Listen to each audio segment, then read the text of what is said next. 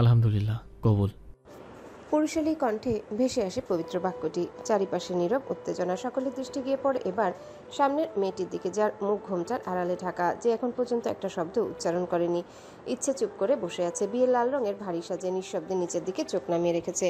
পাশে বসে থাকা একটা মেয়ে হালকা স্পর্শে বারবার ইচ্ছেকে শান্ত রাখার চেষ্টা করছে। কখনো কাঁধে হাত রাখছে, কখনো কানের কাছে কিছু ফিসফিস করে বলছে, কিন্তু ইচ্ছের দৃষ্টি একটানা মেঝের দিকে আটকে আছে। এক ফোঁটাও নড়াচড়াও নেই। ইচ্ছে দুহাত মুঠো করে ভাঁজ করে রেখেছে, আর সেই মুঠোর মাঝে ঘোমটার প্রান্ত আঁকড়ে ধরে রেখেছে শক্ত করে। মনে হচ্ছে আঁকড়ে ধরা কাপড়টাই যেন ইচ্ছেকে ধরে রেখেছে বাস্তবতার মাটিতে। মুখের এক কোণে সামান্য কাঁপন, মুখের ভেতরে ধুকপুক শব্দে প্রতিধ্বনি বাজছে, কিন্তু বাইরে নিস্তব্ধতা। সকলের চোখ এখন শুধু ইচ্ছের মুখের দিকে। শুধু একটাই শব্দ শুনতে চায়, কবুল। কিন্তু ইচ্ছে তখনও নিশ্চুপ, শূন্য দৃষ্টিতে তাকিয়ে থাকে মেঝের দিকে। চোখে পানি নিয়ে শুধু একরাশ লুকানো ব্যথা আর অজানা আতঙ্ক। ভোরের আলো ধীরে ধীরে ছড়িয়ে পড়ছে চারিপাশে। অন্ধকার সরে গিয়ে আকাশে এক নতুন দিনের আভা দেখা যাচ্ছে। ঝিরিঝিরি হাওয়া জানালার পর্দা নাড়িয়ে দিয়ে যেন বলে দিচ্ছে একটা নতুন সকাল শুরু হতে যাচ্ছে। চারিপাশে পাখিদের কিচিরমিচির ডাক ধীরে ধীরে কর্ণগোচর হতে শুরু করেছে, যেন প্রকৃতির নিজস্ব অ্যালার্ম। বাংলো বাড়িটির অভ্যন্তরীণ সাজ সাজ ভাব। দেরি রাত পর্যন্ত চলা উৎসবের ক্লান্তি এখনো পুরোপুরি কাটেনি, কিন্তু তবুও আজকের সকালের আবহে একটা বিশেষ উদ্দীপনা কাজ করছে। বাড়ির প্রতিটি কর্নারে ঝলমলে আলো জ্বলে উঠেছে। চোখ ধাঁধানো সেই আলো যেন আগাম কোনো ঘটনার ইঙ্গিত দিচ্ছে। প্রাসাদ সদৃশ বাংলো বাড়ির গায়ে লাগানো লণ্ঠনগুলো আলো ছড়াচ্ছে অলিন্দ ধরে, আগের চেয়েও গভীর, আগের চেয়েও রহস্যময়। অন্যদিকে ইচ্ছের নিশ্চুপ থাকা যেন সামনের পুরুষটির হৃদয়ের ভিতরে ঝড় তোলে। চারিদিকে না তাকিয়ে মাথা নিচু করে কিছুক্ষণ চুপচাপ বসে থাকে পুরুষটি। চারিপাশের কোলাহল যেন পুরুষটিকে ছুতে পারছে না। কোনো দিকে না তাকিয়ে ফর্মাল পোশাক পরা সেই বলিষ্ঠ পুরুষটি উঠে দাঁড়ায়, সোজা পা বাড়িয়ে এগিয়ে যায় ইচ্ছের দিকে। কোনো দ্বিধা নেই চোখে, ঠিক ইচ্ছের সামনে গিয়ে থামে। ঠিক সবাই অবাক হয়ে তাকিয়ে থাকলেও পুরুষটি থামে না। হঠাৎ করে পুরুষটি ফ্লোরে হাঁটু মুড়ে বসে পড়ে ইচ্ছের পায়ের সামনে। তার চোখে কোনো হাসি নেই, নেই কোনো অভিনয়, শুধু একরাশ গম্ভীরতা আর নিঃশব্দ তীব্রতা। হুট করে ধূসরের এমন পাগলাটে আচরণে আশেপাশে থাকা তৃণ, তোফ আর রাদীপ মিটিমিটি করে হাসে। তাদের চেনা ধূসর আজ যেন প্রেমে আরও এক ধাপ পাগল। তবে ইচ্ছের এক পাশে বসা ঈশিতা চমকে উঠে, মুখটা লাল করে লজ্জায় আস্তে করে উঠে দাঁড়িয়ে সরে পড়ে পাশ থেকে। ইচ্ছে এখনো নির্বাক, কেবল নিঃশ্বাস ফেলছে একটানা ধীরে। ইচ্ছের বুকের ভেতর যেন সব শব্দ আটকে গেছে। চোখে জমে উঠে একরাশ বিস্ময়। কোনো কিছুর দিকে না তাকিয়ে ইচ্ছের হাত দুখানা ধূসর নিজের হাতের মুঠোয় পুড়ে ফেলে। ইচ্ছের নরম কোমল হাত দুটো ধূসরের বলিষ্ঠ শক্তপোক্ত হাতের মধ্যে জড়িয়ে আছে এখন। এক ধরনের অধিকার মিশ্রিত সংবেদনশীলতা যেন ঝরে পড়ে ধূসরের স্পর্শ থেকে। চারিপাশের সব শব্দ যেন থেমে গেছে, শুধু হৃদস্পন্দনের টুকটাক আওয়াজ আর ধূসরের এক গভীর শ্বাস। ধূসর চোখের কোণে জমে ওঠা লালিমা নিয়ে ইচ্ছের দিকে তাকিয়ে এক গম্ভীর কণ্ঠস্বরে বলে ওঠে, এই তো এখন আমার বুকে মুখ গুজিয়ে দিলে, পুরো বুকটা ভিজে গেল তোর চোখের পানিতে। তাহলে কেন কবুল বলছিস না? মামুনের কথা মনে পড়ছে? প্লিজ লক্ষ্মীটি, আমার সবটুকু তোর কাছে রেখে দিচ্ছি, শুধু একবার কবুল বল, তারপরেই আমরা রওনা দেব একসাথে। ধূসরের কণ্ঠে যেন অসহায় প্রেমিকের আকুতি। এক অব্যক্ত কান্না লুকিয়ে আছে সেখানে, যা কেবল ইচ্ছে হৃদয়ে অনুভব করতে পারে। ইচ্ছে ধীরে ধীরে চোখ তুলে তাকায়, আর ঠিক তখনই ধূসরের চোখে সে অদ্ভুত লালচে ছায়া দেখে, যেন অঝোর বৃষ্টির আগে আকাশের কোণে জমে ওঠা কালো মেঘ। দহন আর অশ্রুর এক অদ্ভুত সমান্তরালতা। ধূসরের চোখে তাকিয়ে ইচ্ছে বুঝতে পারে এই মুহূর্তে মানুষটা শুধু তার ভালোবাসা চাইছে না, চাইছে তার সঙ্গ, তার সাহস আর এক চিরস্থায়ী প্রতিশ্রুতি, যে প্রতিজ্ঞা একবার দিলে আর পেছনে তাকানো যাবে না। ঈশিতা খুনসুটি ভরা চোখে ইচ্ছের দিকে তাকিয়ে ভাইয়ের হয়ে বলে ওঠে, ইচ্ছে তাড়াতাড়ি বলে ফেল তো কবুল, আমার তো আর তর্স হয় না তোরে ভাবি বলে ডাকবো, কি মজা বল। পাশে দাঁড়িয়ে একে একে রাদীপ, জয়, তোফ, সবার মুখে চাপা উত্তেজনা আর হাসি। তারা যেন অপেক্ষা, ইচ্ছে কখন কবুল বলে ফেলবে। চারিপাশে খুশির আমেজে কারোর মনে ভয় বা শঙ্কা নেই। তবে ইচ্ছে তখনও চুপ, মাথা নিচু চোখে ভাসা এক অদৃশ্য দ্বিধা। ইচ্ছে কিছু বলছে না। ইচ্ছের নীরবতা যেন আরো জটিল করে তুলছে মুহূর্তটাকে। ধূসর এখন বসে আছে ফ্লোরে। ইচ্ছে চুপ করে থাকা যেন ধূসরের ভেতরকার সব আশাকে টুকরো টুকরো করে দিচ্ছে। ধূসরের বুকের ভেতরটা কেমন কাঁপতে থাকে, কিছু একটা হারিয়ে ফেলবার ভয়, এক অসমাপ্ত ভালোবাসার যন্ত্রণা। হয়তো ইচ্ছে তাকে এখনো ভালোবাসতে পারেনি, হয়তো সে ইচ্ছের জন্য যা করেছে সবটাই ছিল একতরফা, হয়তো সে ইচ্ছের কাছে কিছুই নয়। ধূসরের দৃষ্টি ধীরে ধীরে ফাঁকা হয়ে আসে, যেন এক তীব্র শূন্যতায় তলিয়ে যাচ্ছে। আর সেই নিঃশব্দে তীব্র যন্ত্রণার ঢেউয়ে ভাসতে ভাসতে একসময় ধূসর সোজা হাতে কোমর থেকে বন্দুকটা বের করে কপালে তুলে ধূসর বন্দুকের ট্রিগালে আঙ্গুল রেখে বসে আছে, কপালে ঠেকানো নিজেরই পিস্তল। দৃষ্টি যেন অস্পষ্ট, চোখের পলকে ছায়ার মতো কাঁপছে ধূসরের চোয়ালের রেখা। পাশে তৃণ ও রাদীপ হতবাক হয়ে চেয়ে থাকে ধূসরের এই ভীতিকর পাগলামিতে। এক ঝলক বাতাসেও যেন মনে হয় সময় থমকে গেছে। রাদীপ গলা চড়িয়ে বলে। তৃণ উঠে এসে বন্দুকটা সরানোর চেষ্টা করে ধূসর প্লিজ এটা করিস না, ইচ্ছেকে সময় দে আরো। কিন্তু ধূসর কোনো কথা শুনতে রাজি নয়। যেন তীব্র কোনো যন্ত্রণা আর অবসাদের ধাক্কায় ধূসরের ভেতরের মানুষটা ভেঙে পড়ছে। এক দৃষ্টিতে ধূসর ইচ্ছের মুখের দিকে এখনো তাকিয়ে, তবে আগের মতো ইচ্ছে অতি শোকে যেন নিশ্চুপ।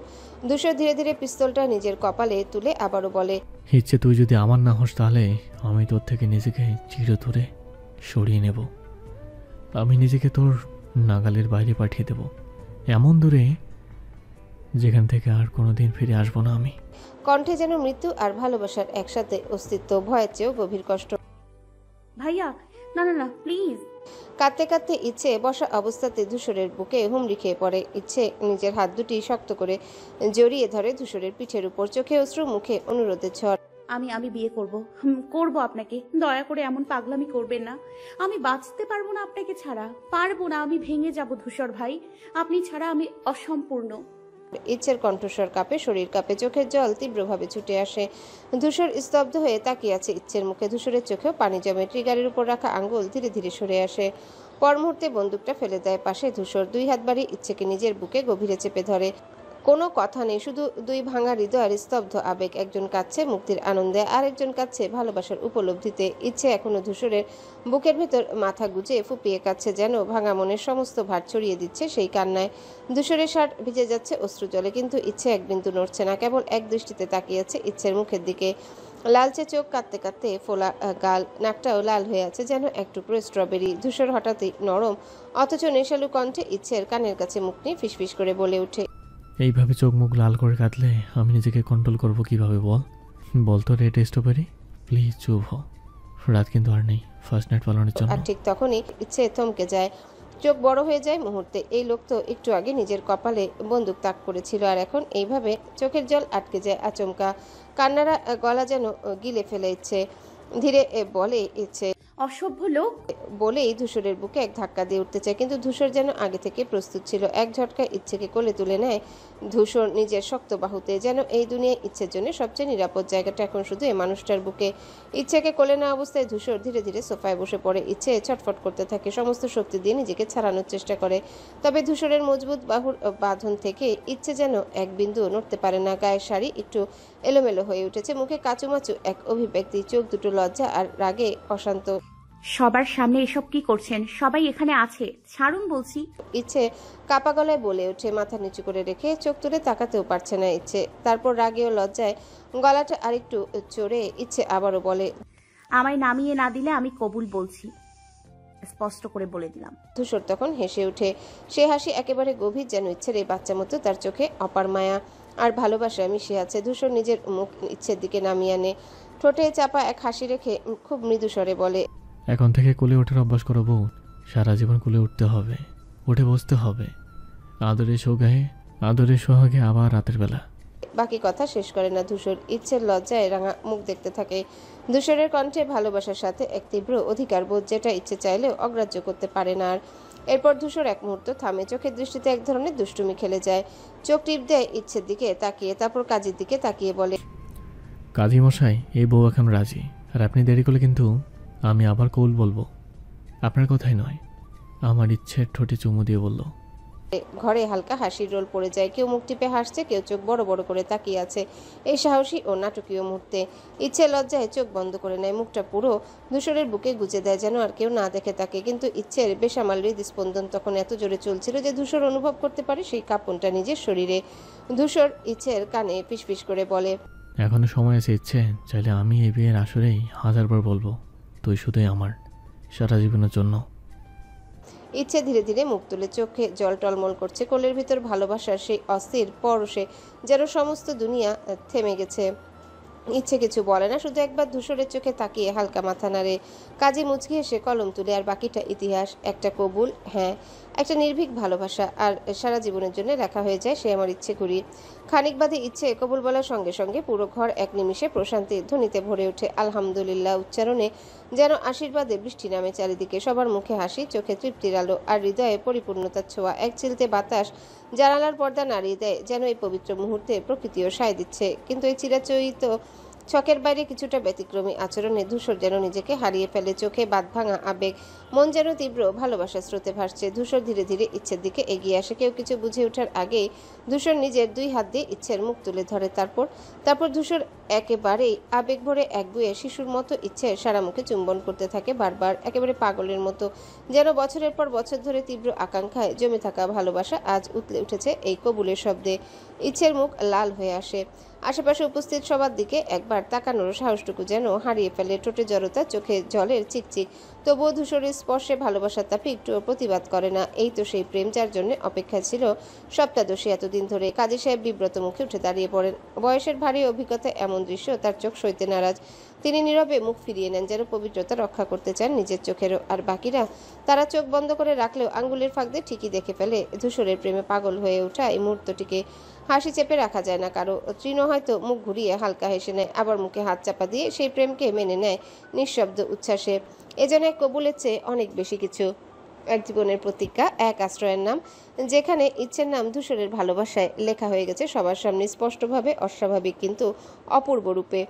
দূরের মেঝেতে রক্তে ভেজা নিথর শরীর পড়ে আছে আফনান। নিঃশ্বাসটুকু এখনো চলমান, কিন্তু এই নিঃশ্বাসের ভার যেন নিজেকেই বোঝা হয়ে উঠেছে। মুখটা থমকে আছে একটা যন্ত্রণার রেখার, শরীর নিস্পন্দ, চোখ দুটো বোঝা। জ্ঞানহীন শরীরেও যেন একরাশ তীব্র কষ্ট খোদাই হয়ে আছে। হয়তো সজ্ঞানে থাকলে এই মুহূর্তে তার হৃদয় শেষ কফিন পেয়ে বসত। ভালোবাসা যার জন্য সে এতটা পাগল, যে ভালোবাসার প্রতিটা রেখায় ছিল একতরফা তীব্রতা, সেই মানুষটিকে আজ অন্য কারো পাশে দেখার যন্ত্রণা হয়তো আফনানকে বাঁচিয়ে রেখে গলা টিপে মেরে ফেলত। আলিম মির্জা নত মুখে নিঃশব্দে বসে পড়েছেন ফ্লোরে। চারিপাশে গভীর নিস্তব্ধতা। দুই তলার ওই ঘরে এখন কেবলমাত্র একজন অসহায় পিতা আর তার নিঃশেষ হয়ে আসা ছেলের উপস্থিতি। কাঁপা কাঁপা হাতে আলিম মির্জা ছেলের রক্তাক্ত আঙ্গুল ছুঁয়ে দেখেন, একটা অদৃশ্য ক্ষমা প্রার্থনার মতো। সবই আমার দোষ। আলিম মির্জার ফিসফিসে স্বরে যেন বাতাসেও কাঁপুনি তোলে। ক্ষমা, প্রতিশোধ, একগুঁয়ে রাজনৈতিক উচ্চাকাঙ্ক্ষার মাঝে ছেলের হৃদয়ের ভাষা তিনি বুঝতে পারেননি। একদিন ছেলের চোখে যে স্বপ্ন দেখেছিলেন, আজ তারই ছায়া মেঝেতে রক্তে ধুয়ে যাচ্ছে। নিঃশব্দে কেটে যাচ্ছে সময়, আর প্রতিটা মুহূর্ত যেন এক একটি কষ্টের দীর্ঘশ্বাস হয়ে হৃদয়ে কেটে বসেছে। ঘরের বাতাস ভারী, নিস্তব্ধতা এতটাই গভীর যে আলিম মির্জার চোখ থেকে ঝরে পড়া কান্নার শব্দটুকু কেমন কর্কশ শোনায়। আজ এক পিতা বুঝছেন, রাজনীতি দিয়ে সবকিছু হয় না, ক্ষমতা দিয়ে হয়তো দেশ চালানো যায়, কিন্তু সন্তানের ভালোবাসার ক্ষত মুছে দেওয়া যায় না। ফ্ল্যাশব্যাক। আলতো হলুদ আলোয় ভেসে থাকা ঘরটা নিস্তব্ধ। সময় যেন থমকে গেছে। এক কোণে আধাশো অবস্থায় সোফার উপর নিস্পন্দ পড়ে আছে ইচ্ছে। শরীর নিস্তেজ, মুখে বিষণ্ণতার ছায়া, যেন হৃদয়ের সমস্ত রক্ত ছুঁয়ে গেছে সেই মুহূর্ত। ইচ্ছেকে জড়িয়ে ধরে বসে আছে কাজের মেয়ে আয়েশা। দু চোখ জলে ভেজা, রক্তিম লালাভাই 5 আঙ্গুলে ছাপ স্পষ্ট হয়ে আছে ইচ্ছের নরম গালে। ঘরের একপাশে দাঁড়িয়ে আছে আফনান, দাঁত চেপে রেখেছে, দুই চোখে রক্ত জবার মতো আগুন। ইচ্ছের দিকে আফনানের দৃষ্টি যেন তপ্ত তীর হয়ে ছুটে যাচ্ছে। সেই নিষ্ঠুর থাপ্পড় আর বাবা মায়ের নির্মম মৃত্যুর কথা শুনে ইচ্ছে চোখের সামনে ধীরে ধীরে জ্ঞান হারিয়ে ফেলে। সেটা যেন আফনানকে ভিতর থেকে ছিন্ন ভিন্ন করে দিয়েছে, কিন্তু রাগ তা যেন পাষাণ হয়ে বুকের ভিতর জমে আছে। বিকৃত ভালোবাসার দহন আফনানকে ছাড়ছে না। শান্ত হও আফনান। গভীর কণ্ঠে বলে ওঠে আলিম মির্জা। ছেলের গায়ে হাত রেখে বোঝানোর চেষ্টা করে, চেহারায় উদ্বেগ স্পষ্ট। ভেতরে ভেতরে ঝড় বইছে, কিন্তু প্রকাশ করছেন না। সেই অভ্যস্ত রাজনৈতিক সংযমে মুখ ঢাকা। ঘরের বাইরে রাত অনেক গভীর। আকাশে তারা ঝলমল করলেও চারিপাশে যেন ঘুমন্ত মৃত্যু ছড়িয়ে আছে। পাহারায় থাকা আলিম মির্জার লোকজন ক্লান্ত হয়ে একপাশে দাঁড়িয়ে আছে। কারো চোখে নিদ্রা, কারো মুখে অলসায়, তবে কারো কণ্ঠে কোনো শব্দ নেই। ইচ্ছের এখনো জ্ঞান ফেরেনি। আফনান আর দাঁড়িয়ে না থেকে ধীরে ধীরে সোফায় বসে পড়ে। চোখ দুটি স্থির, তীব্রভাবে তাকিয়ে আছে ইচ্ছের মুখের দিকে। ধীরে ধীরে ঝুঁকে পড়ে ইচ্ছের মুখের উপর। কণ্ঠটা নিচু, ভারী ও নরম হয়ে আসে। এইভাবে ছোঁয়ার জন্য আমায় মাফ করো। তারপর কোনো দ্বিধা না রেখে সে কাজের মেয়ে আয়েশার দিক থেকে ইচ্ছেকে ছাড়িয়ে নেয়। জ্ঞানহীন নিস্তেজ ইচ্ছেকে একপাশ থেকে আলতো করে জড়িয়ে ধরে নিজের বুকে এনে রাখে, যেন কিছুতে আর ইচ্ছেকে হারাতে দেবে না। আফনান এক মুহূর্ত সময় নষ্ট না করে আয়েশাকে হুকুম দেয়, পানির গ্লাস আনো এখনই। আয়েশা কোনো প্রশ্ন না করে তড়িঘড়ি করে উঠে বের হয়ে যায় পানির গ্লাস আনতে। মুখে এখনো ভয়ে, চোখে তড়িঘড়ির চাপ। আরেক কোণে বসে থাকা কাজী যেন এখনো ঘোরের মধ্যে, মাথা নিচু, হাত জোড়া কোলের উপর রাখা, ঠোঁটের কোণে ঘাম জমেছে, মুখের রং ফ্যাকাশে হয়ে গেছে। এই পরিস্থিতি তার অভ্যস্ত নয়। ধর্মীয় কাজ সম্পন্ন করতে এসে এমন ভয়াবহ পরিবেশ, পাত্রীর এমন নিঃসার অবস্থা, সবকিছু মিলিয়ে সে যেন নিঃশব্দে নিজেকে গুটিয়ে নিয়েছে। ঘরের এক কোণে বৃদ্ধ লোকটি বসে, চোখ দুটো যেন কেবল জানে কি ভয় আর অসহায়তা। নিজে যাকে এনে বিয়ের আয়োজন করলো, আজ তার চোখের সামনে সেই মেয়েটাই নিজ্ঞান, এবং পরিস্থিতির নিয়ন্ত্রণ কারো হাতে নেই। বাড়ির ঘর ভর্তি এক ধরনের চাপা টেনশন ছড়িয়ে আছে। নিঃশব্দতা যেন দেয়ালের গায়ে গায়ে জমাট বেঁধেছে। আয়েশা, বাড়ির পুরনো বিশ্বস্ত কাজের মেয়ে, দ্রুত পায়ে এসে একটা ঠান্ডা পানির গ্লাস তুলে দেয় আফনানের হাতে। চোখে মুখে ভয়ের ছায়া স্পষ্ট, তবুও কর্তব্যবোধে এতটুকু বিলম্ব করেনি। আফনান হাতে গ্লাসটা নিয়ে নিচু হয়ে ইচ্ছের মুখের কাছে আসে। ইচ্ছে তখন নিস্তেজ, মুখের রং ফ্যাকাশে হয়ে আছে, ঠোঁট শুকিয়ে চামড়ার মতো হয়ে গেছে। এই অবস্থা দেখে আফনান কিছুটা অস্থির হয়ে ওঠে। পরম যত্নে নরম আঙ্গুলে ইচ্ছের চোখের পাশে আর গালে হালকা করে ঠান্ডা পানি ছিটিয়ে দেয়, যেন একটু প্রাণ ফিরে আসে, একটু সাড়া দেয় সেই চিরচেনা মেয়েটা, যাকে আজকে রাতের জন্য সে অপেক্ষা করছিল নিজের জীবনের সবচেয়ে বড় উৎসবে। ঘরের আরেক পাশে আলিম মির্জা পায়চারি করছেন টানা। তার ভারী কদমের শব্দ যেন গুমট পরিবেশকে আরো থমথমে করে তুলছে। চোখে মুখে উৎকণ্ঠা, কপালে দুশ্চিন্তার বলিরেখা গভীর। তিনি জানেন ইচ্ছে সাধারণ মেয়ে নয়, ভেতরে একটা আগুন আছে, একটা আত্মমর্যাদা শিখা যা সহজে দমে যাওয়ার নয়। আর ঠিক সেই কারণে আরো বেশি চিন্তা হচ্ছে তার। যদি মেয়েটা কোনো অঘটন ঘটিয়ে ফেলে, যদি পালানোর চেষ্টা করে, অথবা যদি কেউ পৌঁছে যায় এখানে। তাদের এই শঙ্কার মাঝেই ইচ্ছে হঠাৎ করে চোখ পিটপিট করে মেলে। প্রথমটা ধোঁয়াশা ঝাপসা চোখে চারিপাশটা বোঝার চেষ্টা করে, আর তখনই আলতো করে আফনান তার নাম ধরে থাকে। ইচ্ছে, ঠিক আছো? ইচ্ছে কিছু বলতে পারে না, গলা শুকনো, চোখ ভেজা, শুধু চোখের কোণ থেকে অশ্রু গড়িয়ে পড়ে। তা কি যন্ত্রণায়, নাকি ভয়ের, নাকি একান্তই নিজের কাউকে হারিয়ে ফেলার বেদনায়?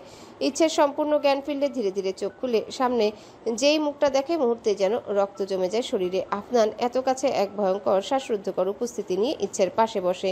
ইচ্ছে অসুস্থ, শরীর ভেঙে পড়েছে, তবুও নিজের অস্তিত্বের ভেতরকার আতঙ্ক যেন সমস্ত ব্যথাকে ভুলিয়ে দেয়। ইচ্ছে নিজের ভয়ার্ত চোখ এড়িয়ে আফনানকে কাপা হাতে ঠেলে সরিয়ে দেয়। আমাকে ছেড়ে দিন দয়া করে, আমি বাড়ি যাব, করবো না এই বিয়ে। ভাঙা কণ্ঠ, ভয়ের সাথে মিশে থাকা একরাশ বেদনা ইচ্ছের কণ্ঠে স্পষ্ট শোনা যায়।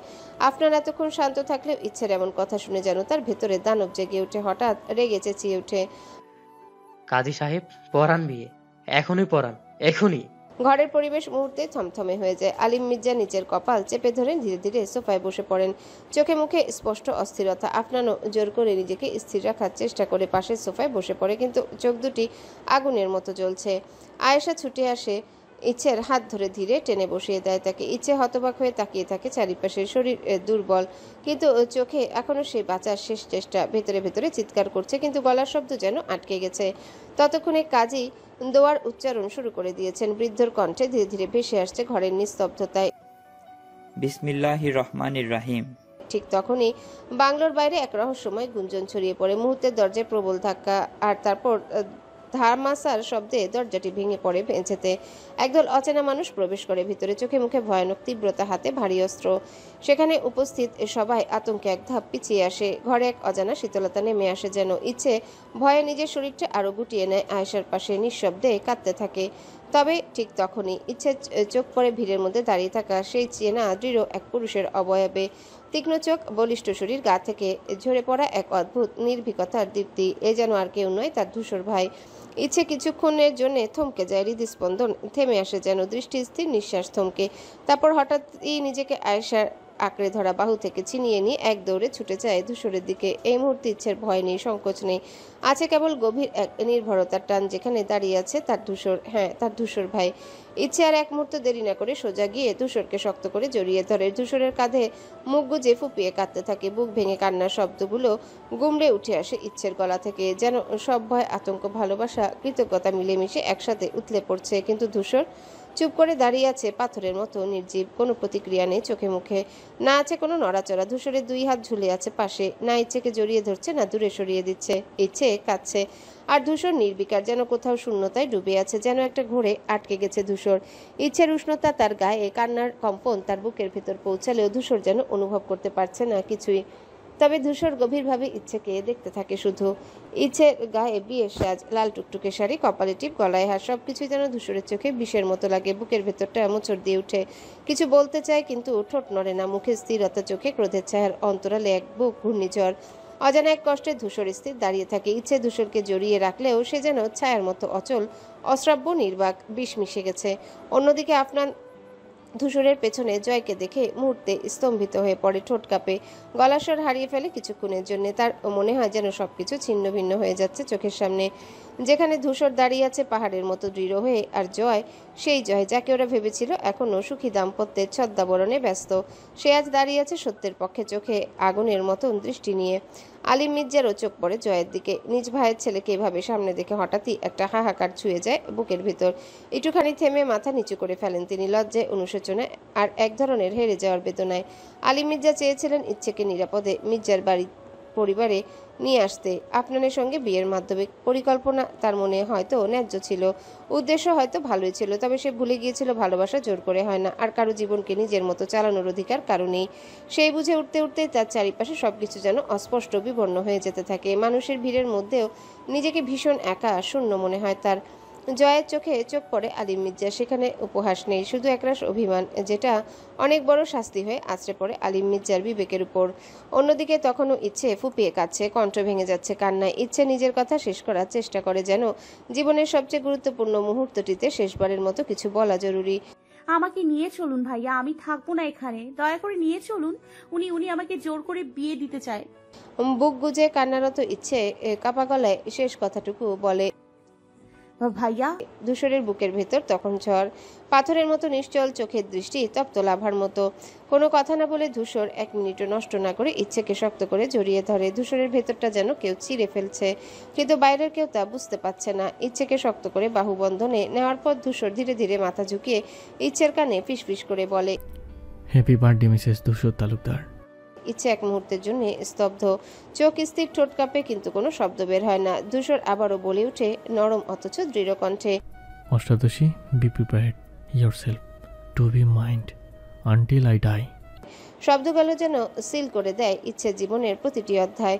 কোনো প্রশ্ন নেই, কোনো দ্বিধা নেই, শুধু নিয়তি। ইচ্ছে খেয়াল করে আজকের তারিখ ঠিক জুনের 14, তার 18তম জন্মদিন। তবে মিসেস কেন বলল ধূসর ভাই ভাবতে থাকে। তবে কিছু যখন মিলাতে ব্যর্থ ইচ্ছে তখন অনুভব করতে পারে তার কাঁধে কিছু গরম ঝরে পড়ছে। ধীরে ধীরে মাথা তুলে, আর তখনই দেখে ধূসর ভাইয়ের চোখের কোণে নীরব ভারী অশ্রু। ধূসর কাঁদে না, কিন্তু আজকের এ রাজ্যে তার হৃদয়ের গভীরতম দেয়াল ভেঙে দিয়েছে। শব্দে নয়, অশ্রুতে লেখা হয় ভালোবাসার শপথ। ইচ্ছে হতবাক হয়ে তাকিয়ে থাকে ধূসরের দিকে, চোখে বিস্ময়, মনে হাজারটা প্রশ্ন। যেন মুহূর্তে থেমে গেছে শরীরটা নিথর, কেবল হৃৎপিণ্ডটা ধুকধুক করে চলছে অবিরাম। ধূসর ইচ্ছেকে ছেড়ে দেয় কোনো দিকে, আর এক মুহূর্ত না তাকিয়ে সোজা হাঁটা দেয় আফনানের দিকে, চোখে জ্বলন্ত দৃঢ়তা, মুখে অদম্য এক প্রতিজ্ঞার ছায়া। ঠিক তখনই জয়ের সামনে এসে ইচ্ছেকে জড়িয়ে ধরে, শক্ত করে বুকে আগলে নেয় ইচ্ছেকে। জয় এই ছোট মেয়েটাকে যেন নিজের চোখের মনির মতো আগলে রাখে। কখনো ফুপাতো বোন বলে মনে করেনি, বরং রক্তের সম্পর্ক না থাকলেও তাকে নিজের বোনের মতোই ভালোবেসেছে সবসময়। ইচ্ছেও জয়ের সান্নিধ্যে নিজেকে কিছুটা নিরাপদ মনে করে, কিছুটা শান্তি খুঁজে পায়। চুপ করে থাকে, কোনো কথা না বলে ভাইয়ের বুকে মাথা রাখে। পাশে দাঁড়িয়ে তৃণ, রাদিফ, রৌফ, তাদের চোখে উদ্বেগ, অনিশ্চয়তা আর ভেতরে ভেতরে ফুটতে থাকা রাগ। তারা পাশে দাঁড়িয়ে যেন দেয়াল হয়ে দাঁড়ায় ইচ্ছের চারিপাশে, বন্ধুত্ব, বিশ্বাস এবং ভালোবাসার এক অদৃশ্য ঢাল হয়ে। ধূসর ধীর পায়ে এগিয়ে দাঁড়ায় ঠিক আফনানের সামনে। মুহূর্তটা যেন সময়কে থামিয়ে দেয়। আশেপাশে সব কোলাহল, আলো, শব্দ সব মুছে গিয়ে এক নিঃশব্দ বিস্ফোরণ ছড়িয়ে পড়ে চারিপাশে। কেউ কিছু বোঝার আগেই ধূসরের হাত উঠে আসে, আর মুহূর্তের মধ্যে আফনানের মুখে সজোরে এক ঘুষি ধপ করে ছিটকে পড়ে কিছুটা দূরে। সবার চোখ ছানা বড়া। আলিম মির্জার সাথে সাথে নিজের লোকদের ইশারা করেন ছেলেকে বাঁচাতে এগিয়ে যেতে, কিন্তু রুখে দাঁড়ায় তৃণ, রাদিফ আর তৌফ।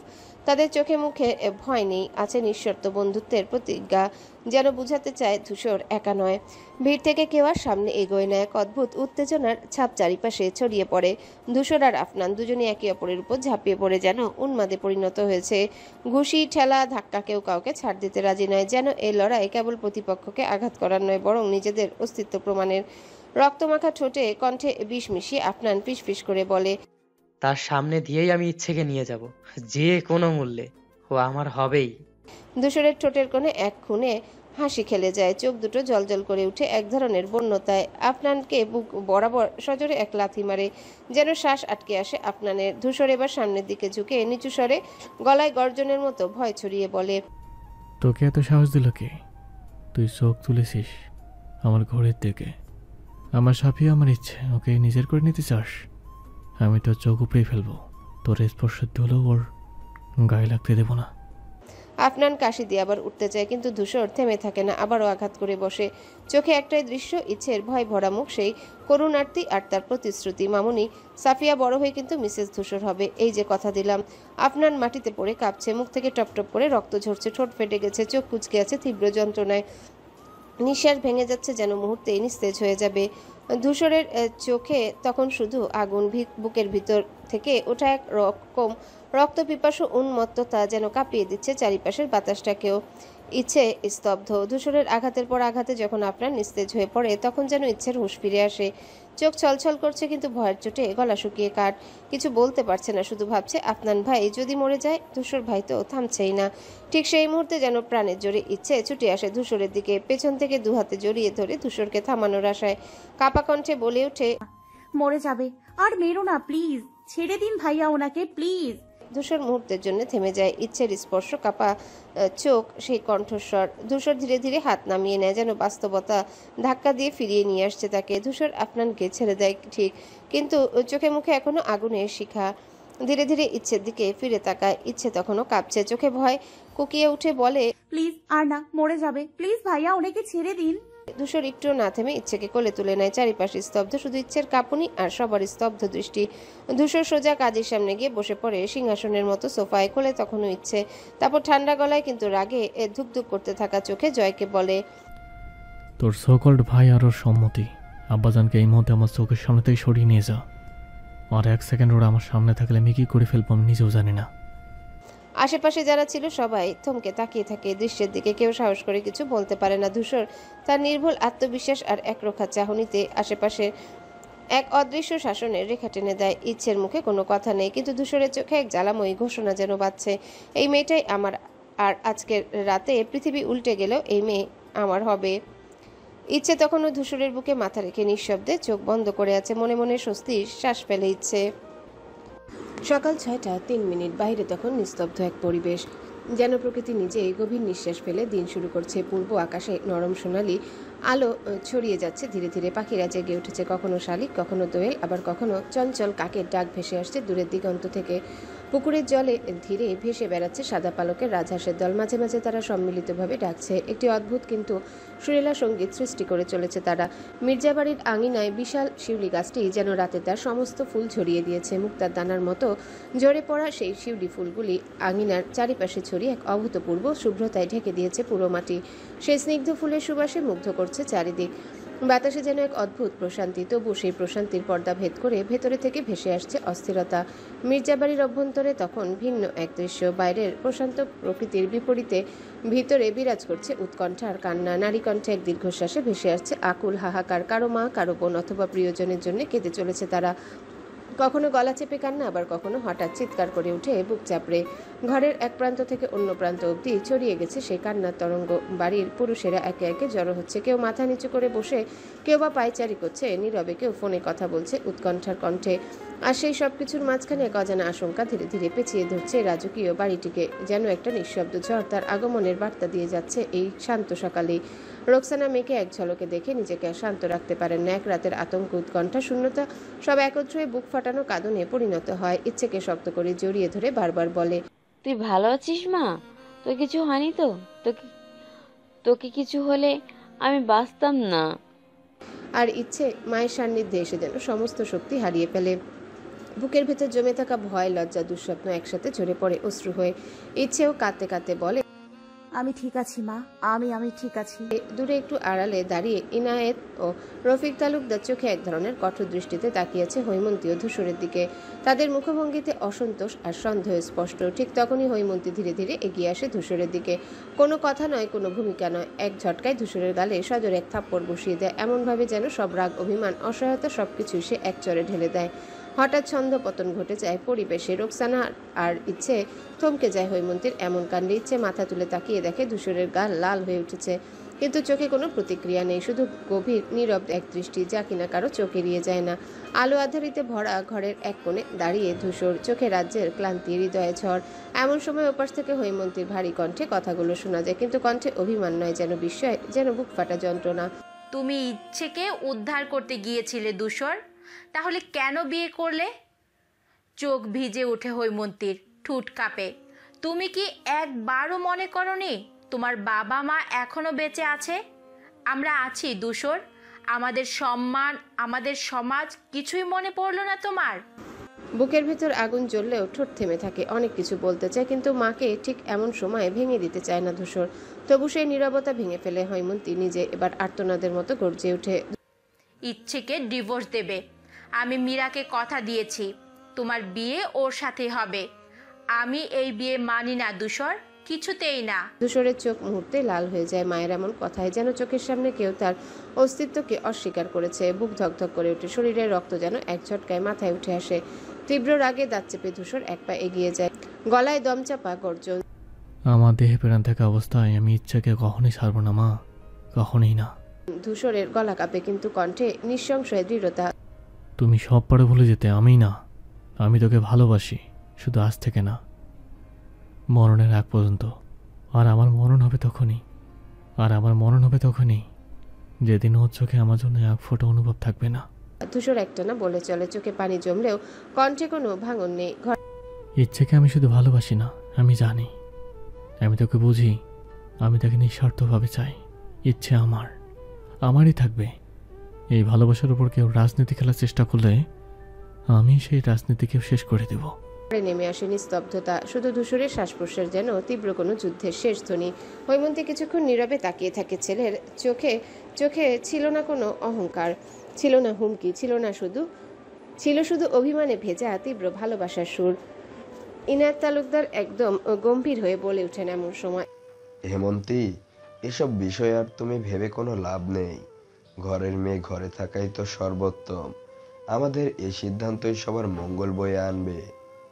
ইনায়েত সাহেবের কণ্ঠে ছিল একরকম স্থিরতা, যেন অনেক ভেবেচিন্তে কথা বলছেন। রফিক সাহেব সরাসরি কিছু না বললেও মুখায়ব বলছে তিনি সন্তুষ্ট, এই সম্পর্কটা তারও পছন্দ হয়েছে। কিন্তু হৈমন্তী তালুকদার সেই কথাগুলো শুনে স্তব্ধ হয়ে পড়ে। কিছুক্ষণ চুপ থেকে ঠান্ডা স্বরে বলে উঠলেন, তাহলে বুঝলাম আমার মতামতের এখানে কোনো মূল্যই নেই। আমার ইচ্ছা, আমার আপত্তি সবই অবান্তর। চোখে মুখে বিস্ময়, ক্ষোভ আর হতাশার ছায়া নিয়ে ধীরে ধীরে আবারও বলেন হৈমন্তী, তোমরা তাহলে সত্যি মনে করো আমার কোনো মতামতের প্রয়োজনই নেই? আমি কেবল এই পরিবারের একজন স্ত্রী, যার কাজ কেবল চুপ করে সিদ্ধান্ত মেনে নেওয়া। আমার ছেলে, আমার আদরের ছেলে, তার জীবনের সবচেয়ে গুরুত্বপূর্ণ সিদ্ধান্ত নিতে যাচ্ছে, আর সেখানে আমার একটুও কথা বলার অধিকার নেই। কণ্ঠে ছিল এক গভীর আক্ষেপের সুর, কিন্তু চোখ দুটি জ্বলছিল অভিমানে। তারপর নিজেকে আর সামলাতে না পেরে দৃঢ় কণ্ঠে বলে ওঠে নিজের স্বামীর উদ্দেশ্যে, এইখানে আমি আর এক মুহূর্ত থাকতে পারবো না। ঈশিতার বাবা, আপনি দয়া করে দ্রুত গাড়ির ব্যবস্থা করুন। আমি আজই বাড়ি ফিরতে চাই, এখনই। এই বলে রাগে, অভিমানে আর অপমানে হনহন করে ঘরের ভেতর ঢুকে পড়ে হৈমন্তী। দরজাটা ভেতর থেকে ধপ করে বন্ধ করে ফেলে। বাইরে রয়ে গেল নীরবতার। ইনায়েত তালুকদারের মুখে এক নিঃশব্দ উত্তাপ। এত সবের মধ্যে নীরব হয়ে বসে আছেন রুস্তম মির্জা। বাইরের বিশৃঙ্খলা, চারিদিকে চিৎকার, কান্না আর উত্তেজনার মাঝে যেন একা তিনি ডুবে আছেন গভীর নিজের চিন্তায়। চোখের নিচে কালশিটে দাগ, কপালে ভাঁজ, গাল ভর্তি ক্লান্তির ছাপ, সব মিলিয়ে রুস্তম মির্জা যেন এক জ্যান্ত ও প্রশ্নবোধক চিহ্ন হয়ে বসে আছেন ঘরের এক কোণে। চোখে কোনো রাগ নেই, অভিমানও না, আছে কেবল এক ধরনের বিষণ্ণতা। নিজের ছেলের বিয়ে জীবনের সবচেয়ে আনন্দময় মুহূর্তগুলোর একটি, যেখানে তিনি চেয়েছিলেন হাস্যোজ্জ্বল মুখে অতিথিদের পাশে দাঁড়াতে, ছবি তুলতে, নাচে গানে মাতোয়ারা হতে, সেই আনন্দ আজ বিষাদে পরিণত হয়েছে। আর এই বিষাদের উৎস আর কেউ নয়, স্বয়ং তার রক্তের সম্পর্কের মানুষ আলিম মির্জা। ভাগ্নির উপর এমন অমানবিক আক্রমণ, এমন নোংরা ষড়যন্ত্র যে নিজেরই ভাই করে, তা রুস্তম মির্জার পক্ষে মেনে নেওয়া দুর্বিষহ। তাই নিজের পেটের ভাই না হলেও রক্তের সম্পর্কের কাছের মানুষ তো ছিল। সেই মানুষ কিভাবে এতটা নিষ্ঠুর হতে পারে? কিভাবে নিজেরই রক্ত, নিজেরই আত্মীয়র জীবনে এমন কালো অধ্যায় রচনা করতে পারে? বারবার এই প্রশ্নগুলো ঘুরে ফিরে আসছে তার মাথায়। বারবার নিজেকে অপরাধী ভাবছেন, আত্মগ্লানিতে তলিয়ে যাচ্ছেন। মনে হচ্ছে কোথাও না কোথাও তিনিও ব্যর্থ, পরিবারকে একসাথে রাখতে পারেননি, চোখে আঙ্গুল দিয়ে দেখতে পারেননি এই ভয়াবহতা আসতে চলেছে। কেউ হয়তো বলতেই পারে তার কিছু করার ছিল না, কিন্তু একজন অভিভাবক, একজন বয়োজ্যেষ্ঠ মানুষ হিসেবে তার মন মানছে না এই যুক্তি।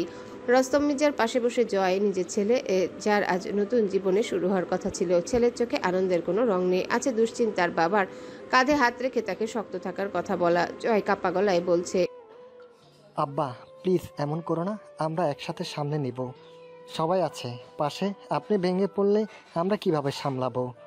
রস্তম মির্জা স্ত্রী জাকিয়া মির্জার চোখে জল টলমল করছে, অথচ মুখে এক কঠিন শক্তি নিয়ে তিনি রোকসানার ইচ্ছের পাশে বসে আছেন, যেন মা হয়ে সমস্ত যন্ত্রণা নিজে গিলে অন্যদের মমতায় জড়িয়ে রাখতে চান। তিনি বলছেন, রোকসানা ঠোঁট কামড়ে কান্না চেপে রাখছেন আর ইচ্ছে চুপচাপ বসে আছে, মাথা নিচু, চোখ দুটি লাল, যেন সবকিছুর পরেও তার নিজের কোনো অনুভব নেই, শুধু এক অপার শূন্যতা ঘিরে রেখেছে তাকে। জাকিয়ার কথাগুলো যেন কানে ঢুকছে ঠিকই, কিন্তু হৃদয়ে পৌঁছাতে পারছে না। পুরো বাড়িটা তখন কেমন নিঃশব্দ হয়ে গেছে। বাইরে যত গলা বাজে, উত্তেজনা, প্রশ্ন আর উত্তর, ভেতরটা ততই ভারী এক নিস্তব্ধতা, যেন চারিপাশে শোকের ছায়া ছড়িয়ে পড়েছে। এমন এক পরিবার যারা একসময় সুখ সম্প্রীতির প্রতীক ছিল, আজ সেখানে বিশ্বাসের ভাঙন, রক্তের বিশ্বাসঘাতকতা আর নীরব কান্না। রুস্তম মির্জা মাথা নিচু করে ফিসফিসিয়ে বলেন, আমি তো ভাবতেই পারিনি আমাদের ঘরে এমন এক ভয়ঙ্কর সাপ লুকিয়েছিল। জয় তার বাবার হাত চেপে ধরে বলে, আব্বা, আপনি আমাদের শক্তি, আপনি ভেঙে পড়লে আমরা হারিয়ে যাব। এইসবের মাঝে সময় থেমে থাকে না, বরং সময় যেন খুব ধীরে চলতে থাকে। প্রতিটা মুহূর্ত দগদগে হয়ে ওঠে আর ইচ্ছের জন্য সবাই এক এক করে নিজের জায়গা থেকে দাঁড়াতে শুরু করে। আর রস্তম মির্জা, তিনি তার দীর্ঘ জীবনের এক অন্ধকার অধ্যায়ে শুরু দেখছেন, যেখানে যুদ্ধ শুধু বাইরের না, ভেতরেরও। এখন শুরু হবে প্রতিশোধ, বিচার আর সম্পর্কের নতুন করে সংজ্ঞায়ন। আকাশে ভোরের আলো ফুটে উঠেছে, তবে সূর্যের আগমন এখনো হয়নি। সারা ছাদ জুড়ে এক অদ্ভুত নিস্তব্ধতা, চারিদিকে নীরবতা, শুধু মাঝে মাঝে পাখির ডাক আর সকালের হিমেল বাতাস। সেই বাতাসে ধূসরের রেশমি চুল এলোমেলো হয়ে উঠছে।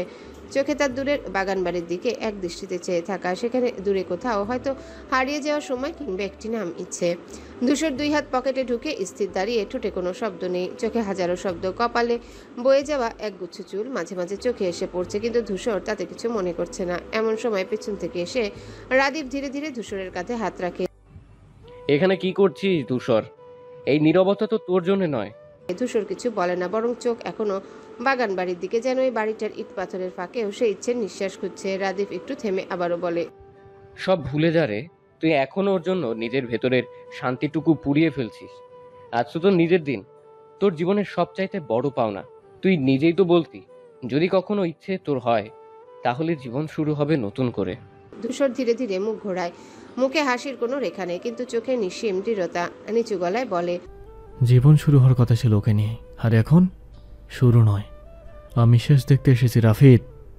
রাদীপ চুপ করে যায়। এই মুহূর্তে কিছুই বলার থাকে না, কেবল সূর্যের প্রথম রশ্মি তখন ছাদের এক কোণায় এসে পড়ে, আর ধূসর আকাশের দিকে তাকিয়ে থাকে, ঠিক যেমন একজন সৈনিক চায় আকাশ তার যুদ্ধের সাক্ষী হোক। শেষের আগ মুহূর্তে হয়তো শান্তি নেই, তবে যুদ্ধ থামেনি, তাও ইচ্ছে ঘড়ির জন্য। ধূসর গম্ভীর মুখে পা ফেলে নিচে নামা সিঁড়ির দিকে এগিয়ে যায়, রাদীপের প্রশ্নবিদ্ধ দৃষ্টি উপেক্ষা করে। প্রতিটি ধাপে ধূসরের পায়ের ভার যেন মেঝেতে ধ্বনি তুলছে, যেন আগমনের বার্তা দিচ্ছে।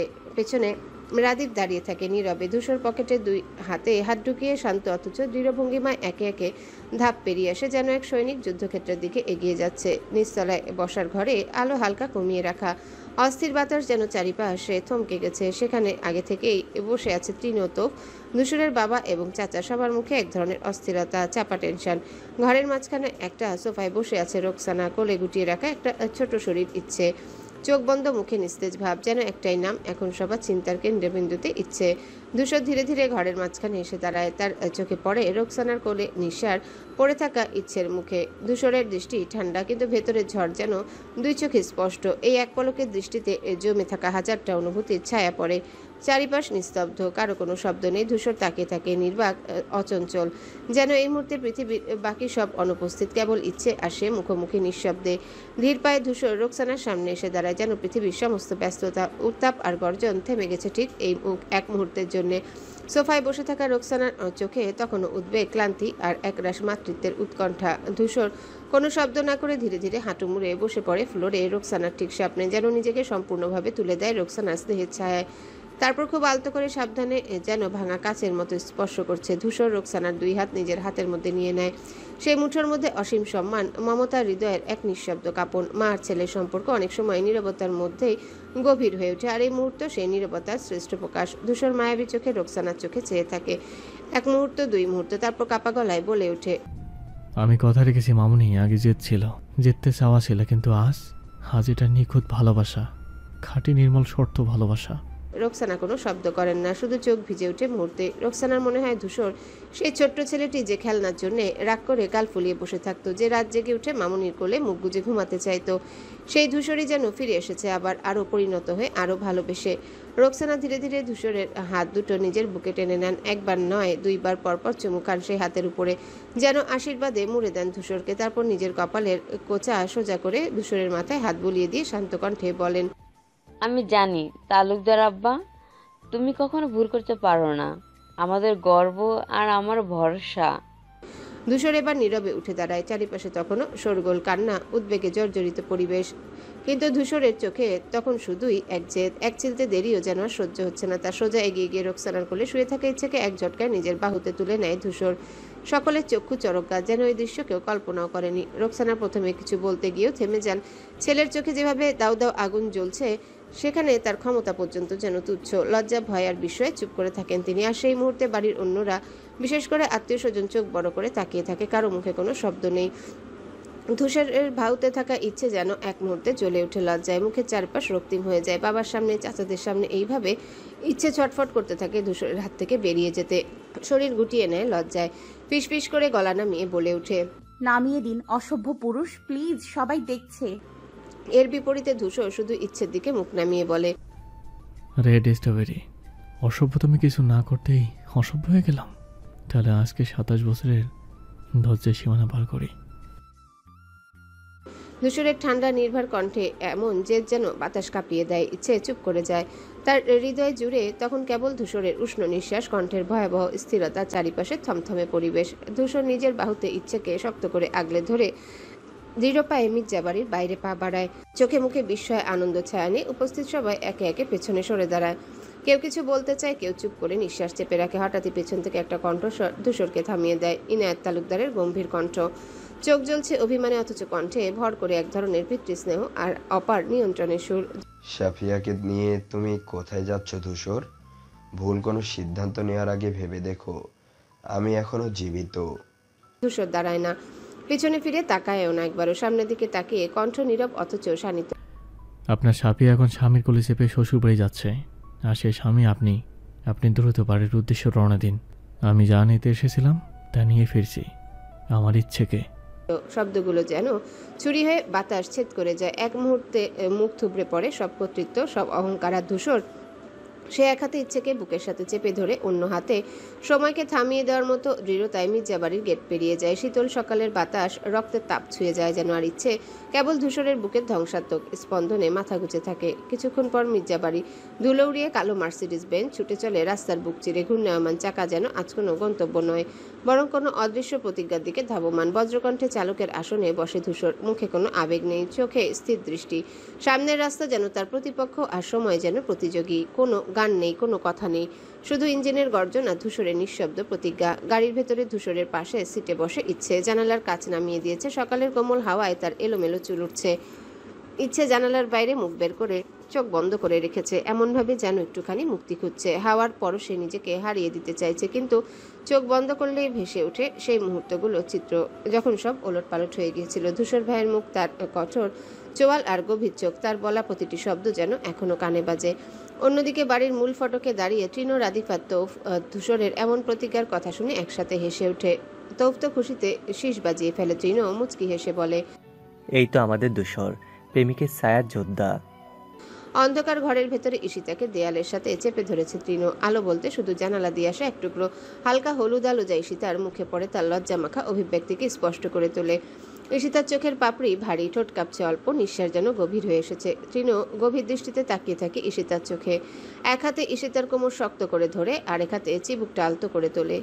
তুমি জানো না কতটা কষ্ট হচ্ছে আমার। তৃণের গলা ভারী হয়ে আসে। ধূসর আমার আগে বিয়ে করে ফেললো, এটা আমি মেনে নিতে পারছি না জান। আমার রক্ত গরম হয়ে যায় যখন ওদের একসাথে দেখি। আমি আর সইতে পারছি না, আমি আর লুকিয়ে থাকতে পারবো না। বলেই তৃণ ঈশিতার গালে ঠোঁট ছুঁয়ে দেয় গভীরভাবে। ঠোঁটের কোণে এক তৃষ্ণার ছায়া, অথচ গভীরে একরকম যন্ত্রণাও লুকিয়ে। ঈশিতা চমকে উঠে তারপর ধীরে ধীরে তৃণকে জড়িয়ে ধরে। হাত দুটো তৃণের পিঠে গিয়ে থামে, যেন সেই জ্বালাটুকু ভাগ করে নিচ্ছে। তৃণের নিঃশ্বাস এবার ঈশিতার কানের পাশে এসে থামে। আমি খুব দ্রুত ধূসরকে সব বলতে চাই, জানিয়ে দিতে চাই আমাদের কথা। আমি আর অপেক্ষা করতে পারছি না। ঈশিতা এবার ঠোঁটে আঙ্গুল তুলে চুপ করিয়ে দেয় তৃণকে। চুপ, গলায় মায়া মেশানো সুর। আমার পরীক্ষা শেষ হোক না আগে, আর কয়েকদিন তো, তারপর আপনি বাড়িতে প্রস্তাব দিন। আম্মু আব্বু যখন জানবে আপনি আমার পাশে চিরদিন থাকতে চান, তখন না হয় সবকিছু নতুন করে শুরু হবে। তৃণ ধীরে ধীরে ঈশিতার আঙ্গুল নিজের হাতে নিয়ে ধরে রাখে, মাথা নিচু করে বলে, তুই পালিয়ে যাবি না তো? দুশোর ভাগ কেউ যদি আমাকে ভুল বোঝে, যদি আমাদের আলাদা করার চেষ্টা করে? ঈশিতা মাথা নাড়ে। আমি আপনার, শুধু আপনার।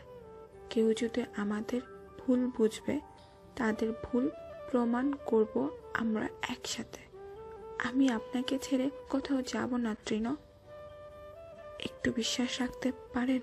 তৃণ তখন ঈশিতাকে আবারও জড়িয়ে ধরে, চোখ দুটো বুজে গভীর নিঃশ্বাসে যেন নিজেকে সংবরণ করে। ঘরের অন্ধকার আরো গাঢ় হয়, কিন্তু তাদের ভালোবাসার আবেশে ঘরটা যেন এক গোপন নিরাপদ আশ্রয় হয়ে ওঠে, যেখানে শুধু দুটো মানুষের স্পর্শ, প্রতিজ্ঞা, হৃদয়ের শব্দ শুনতে পাওয়া যায়। এমন সময় বাহিরে থেকে রুহির চিন্তিত গলা ভেসে আসে। পর্বতের ঈশিতা, তুই কোথায়? ডাকটা শুনে ঈশিতার ভেতরে হঠাৎ ভয় চেপে বসে, চোখে মুখে ছায়া নামে উৎকণ্ঠা। তৃণর চোখের দিকে তাকিয়ে বলে ওঠে চাপা স্বরে, ছেড়ে দিন আমায়, রওনা দিতে হবে। রুহি ডাকছে, কেউ কিছু জেনে গেলে সর্বনাশ হয়ে যাবে। তৃণ যেন কিছুক্ষণ তাকিয়ে থাকে ঈশিতার মুখের দিকে, একটু বেদনার মতো, একটু তৃষ্ণার মতো। তারপর খুব ধীরে, খুব নরম করে ঈশিতাকে নিজের বাহু থেকে ছেড়ে দেয়।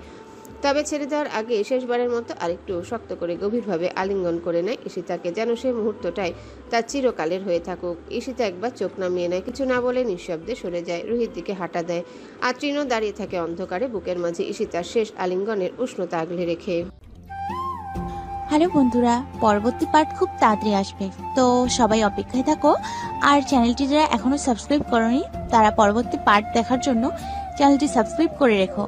ধন্যবাদ সবাইকে, আমাদের সাথেই থেকো।